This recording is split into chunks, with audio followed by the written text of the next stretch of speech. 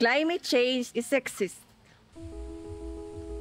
Murag nakagrabe na ang klima mao. Kasi ngayon yung bagyo po na dumadaan is grabe po yung devastation at yung mga pag-init po is nakakasira na po ito ng aming mga pananim.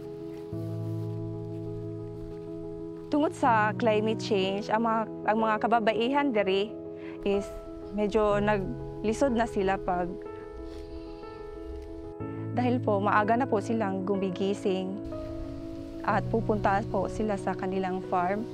Tapos kailangan po nilang umuwi ng maaga kasi po mainit na po yung panahon.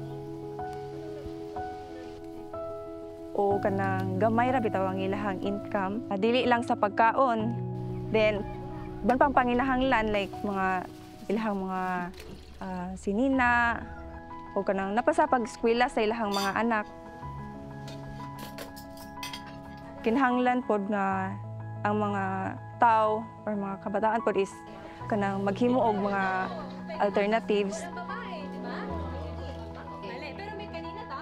Nakatabang ang CARE sa mga magsasaka diri kay naghatag bitaw sila training namo. Then as isa ka facilitator, ako pod nga na-share nila ang about sa climate change ug unsa pa tong akong nahibaw-an nga or makatabang bitaw pod sa ilaha. So mao to siya.